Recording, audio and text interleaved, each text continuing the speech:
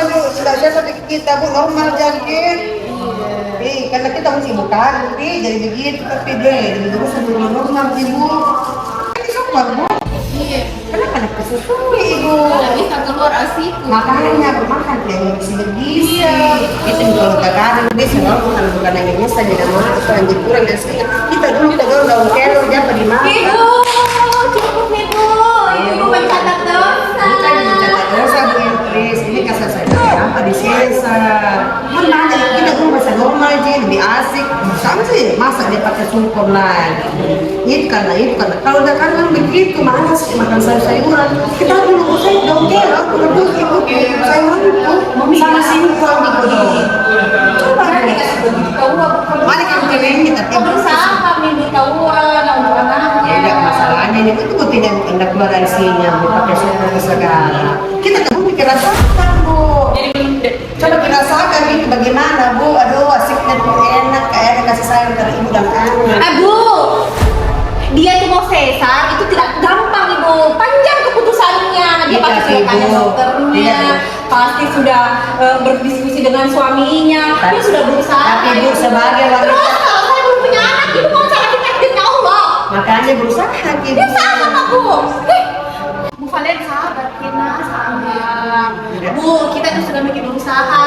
Kayaknya nih ibu iri Ji. Karena cantik, dia sudah melahirkan anak cantik sementara dia bagaimana? Sabar cepat sembuh Bu. Nggak dulu dijelaskan Ji sama orang perjalanan tas sebelum melahirkan karena bukan dia yang jalani Ji. Ini tapi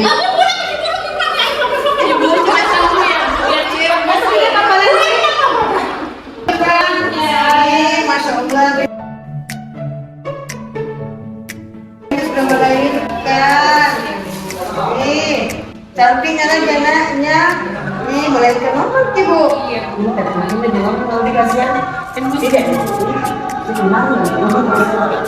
Tapi di mana kita mingguan kan? Enggak kalau melahirkan sesar, seperti itu di Valen itu macamnya Bu.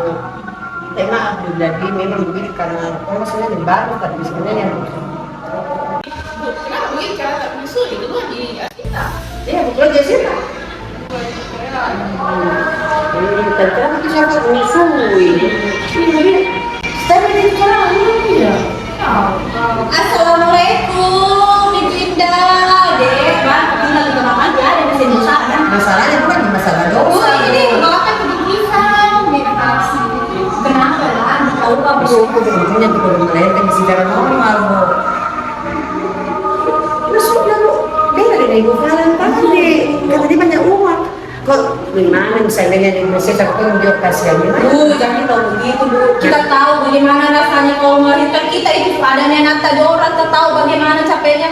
Lihat ibu kana begini indah pucat nang modal. Ih, kali yang malam ini udah ada kasih anak Bu kasih keluar anak kasihan karena kurang gizi juga barangkali. Kalau kurang gizi Bu tak rasa bawakan kita ada itu saya bawakan Ibu. Jangan dimarah-marahin tambah-tambahin Marah-marah tadi udah saya kusang anak tahu ya tak bukan salah itu Bu, itu kritik namanya. Jadi selalu begitu Bu. Ada saja kurang orang. Terlambat mak, datang ya sana mak. Iya tenang aku pergi mau ada aja sama Elis jagain. Jagain gawe beda-beda saiko, tanjak kembel ko. Kau juga. Briefing itu aku sakit di dalam. Bukan itu briefing perlu ke Pagi-pagi cerah mami, demi anakku Jini. Itu uang tuan sekolahnya, kau itu enak kok tidak ada tuntutanmu apa-apa. Kita ini pun tuntutan itu yang minimal tampil begini, rapi, cantik, depannya suami. Beda-beda aku, bahaya sekarang pelakor Indah. Telat kak buru-buru. Assalamualaikum. Hati-hati. hati-hati kena. Assalamualaikum. Bu,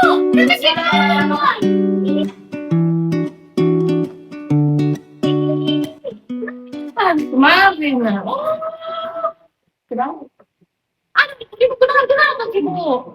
Biasa, lagi udah. Kenapa nih? Udah pintar masak, Bu. biasa itu Bu, saya juga begitu biasa, tidak tahu kalau masak namanya orang belajar Ibu bilang sebagai seorang istri harus pintar masak. Bu, gila. Bu, itu istrinya Nata, itu S2. Pernah bekerja, baru belajar sekarang, Bu. Harusnya itu bisa dia kerja, tapi istri harus pintar-pintar. Masa begitu, Ibu? Nggak boleh begitu, Bu. Dia itu 24 jam ngurus anaknya, suaminya. Belum lagi tidak pernah merawat dirinya. Lihat tuh, dokternya. Ada, Bu. Kita tuntas sebelum menikah sama Nata. Nah, sekarang dia cuma lama kayak gembel. Ih, rumah agak bersih, kasih bersih semua, bukan jangan dikasih begitu. Syukur Ibu, ada nih cucu-cucu tak poin terawat. Sayang tidak ada di anakku kok dong. Syukur kayak ada 9 tak begitu sayang Ibu dong. Masih sekali selalu merasa sakit hati mulia kalau menangis Ibu, tapi sembunyi-sembunyi deh. Udah maafin dulu deh. Assalamualaikum.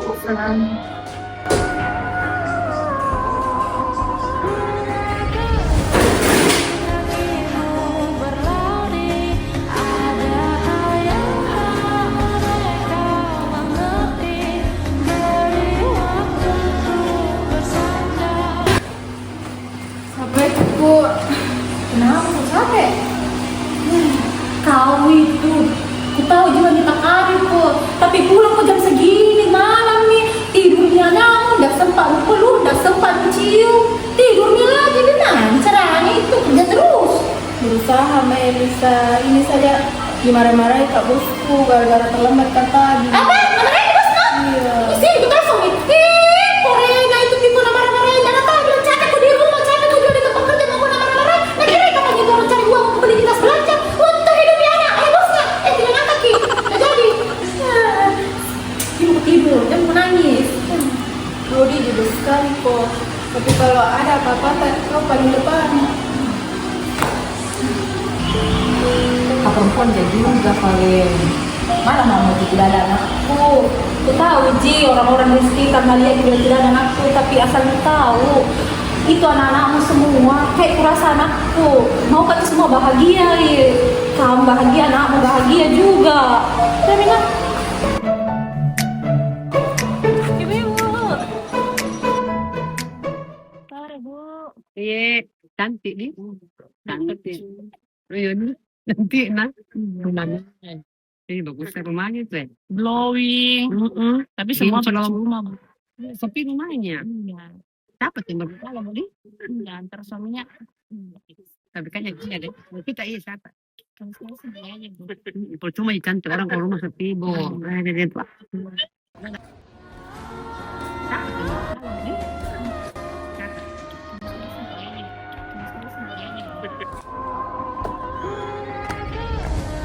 Percuma cantik orang kalau rumah sepi, Bu.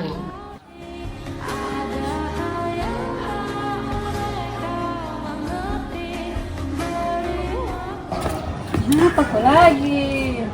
Kenapa ya? Ada masuk debu. Apalagi mau bilang orang tentang kau, tentang anak lagi. Aku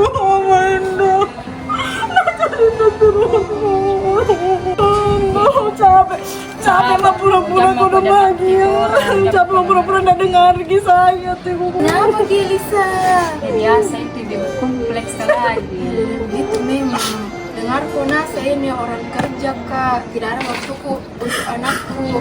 Ibu Indah, nah bilang nih mimpinya untuk mengurus anaknya sama suaminya. Kau tidak ada anakmu, tapi kau yang paling kuat. Kau tahu jadi kenapa? Karena kau itu yang selalu berikan apa yang kita butuh, pembelaan sama kekuatan. Betul itu tuh anakku, anaknya paling sayang kok. Kau itu tantenya yang paling berani, yang paling kuat yang mereka tahu. Lagi pula tuh sempurna itu bukan tentang berapa jumlah anak yang kita lahirkan, tapi bagaimana kita bisa melindungi dan mencintai orang-orang di sekitar kita.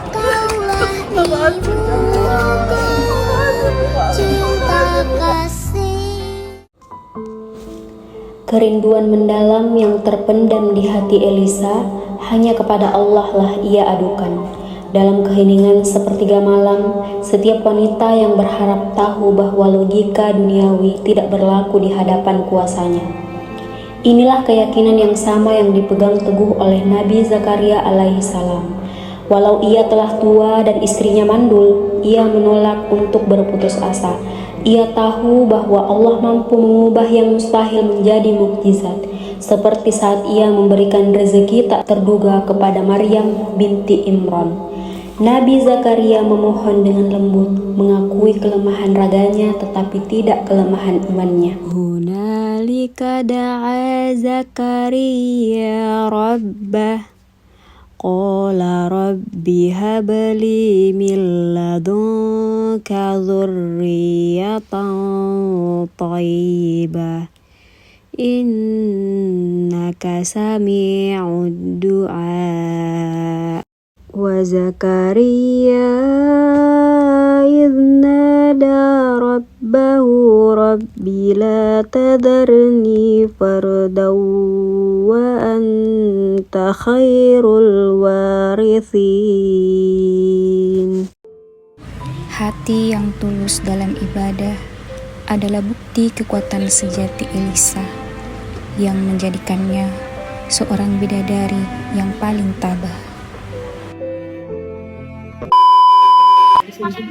Ini bagus sekali lari pemasak, pikat top, kemudian pemakanan instan, terus dimakan bagus gitu. Ya, makasih banyak Bu, enaknya lagi dilihat ini. Pakai gitu. Ada tiket liburan ketiga nih. Wih, serius? Ini, wih, harus direfreshing. Kapan ini Bu? Baik deh. Ayo deh, kayak kapan deh? Tiketnya anakku dia. Ini semuanya, ibu selanjutnya besok. Kita kasih sama nih. Lain-lain dong, saya jangan mantap. Assalamualaikum warahmatullahi wabarakatuh.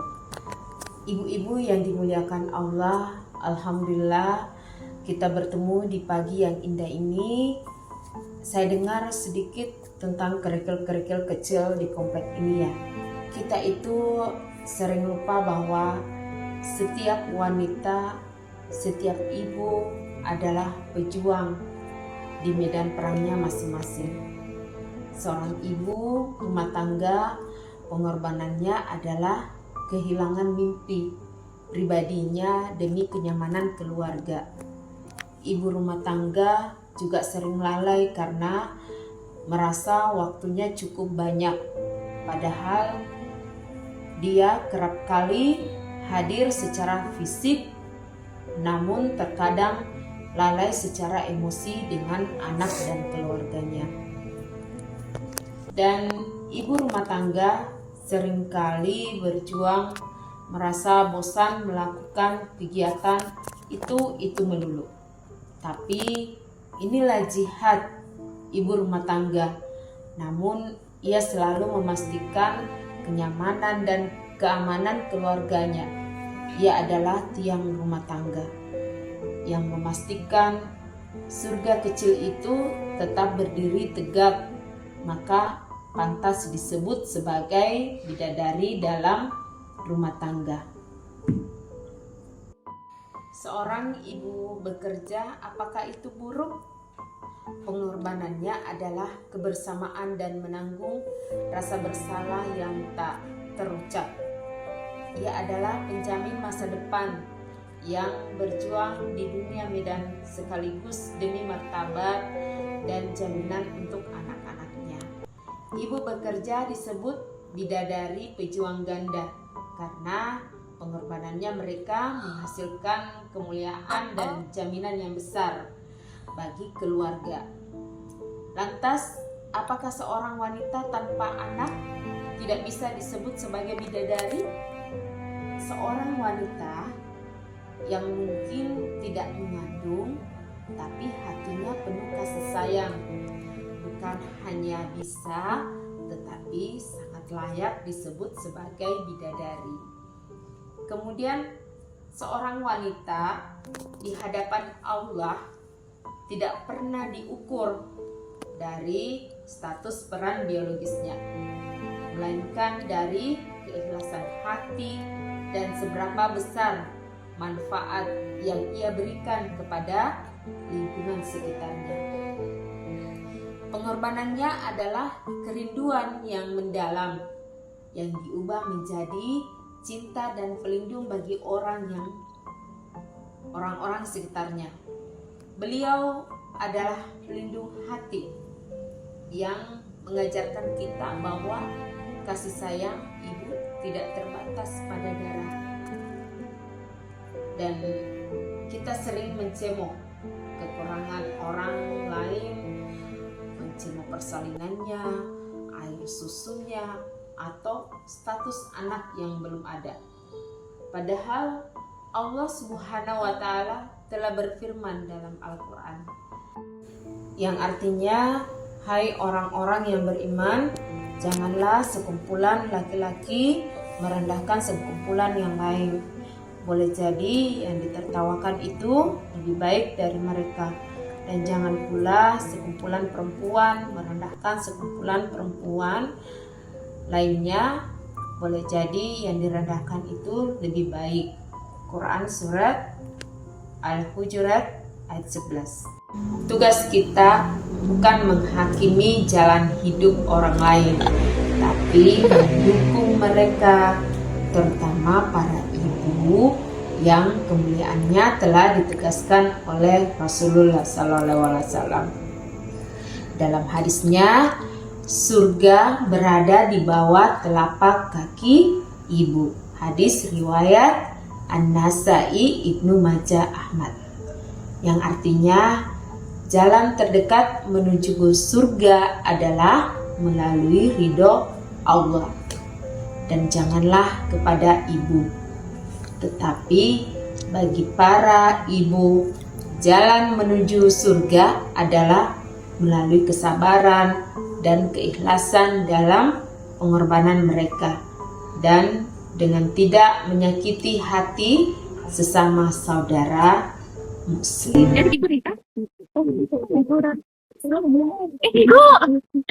kenapa Ibu? Duduk di sini, duduk Ibu. Enggak, bukan Den. Sini Ibu. Tadi Bu. Kenapa sih? Merasa bersalah kok Bu. Minta maaf, Merasa Bu. Kesulitan tidak kata kuasa Bu. Padahal pernah merasa pakai bahasa sulit ya. Mau minta maaf kamu deh. Tulus kamu minta maaf kamu ini dan ibu baru sadar Bu, hilap kamu Bu Falan. Oh iya, karena Bu Falan ibu tidak apa-apa tidak apa-apa, doakan di cepat punya anak Bu.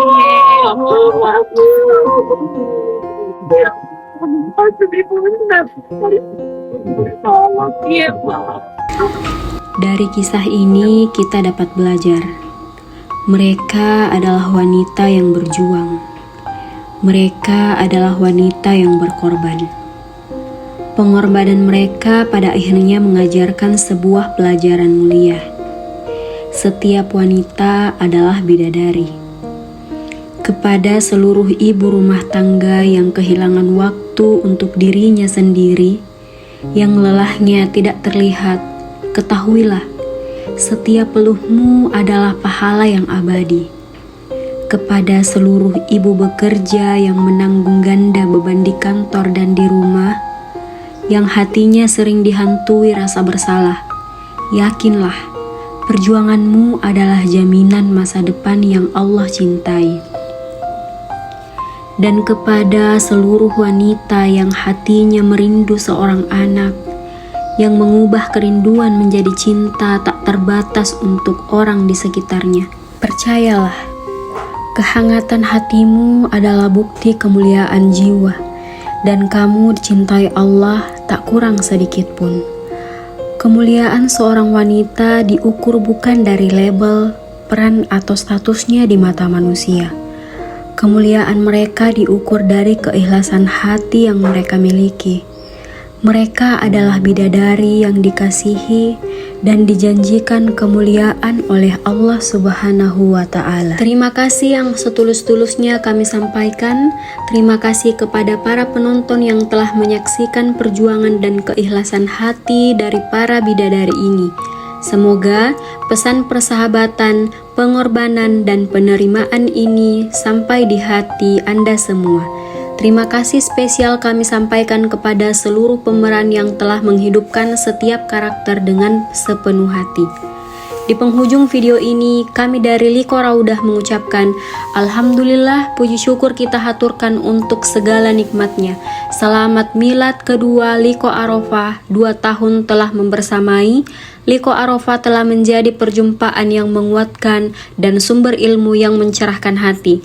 Kami berdoa, Allah Subhanahu wa Ta'ala menjadikan setiap pertemuan di majelis ini sebagai ladang pahala yang melahirkan muslimah yang istiqomah dalam ketaatan, penyujuk bagi keluarga, bermanfaat bagi masyarakat. Semoga Liko Arafah terus tumbuh, menebar berkah dan menguatkan ukhuwah kita di jalan Allah. Terima kasih. Wassalamualaikum warahmatullahi wabarakatuh. Terima kasihku.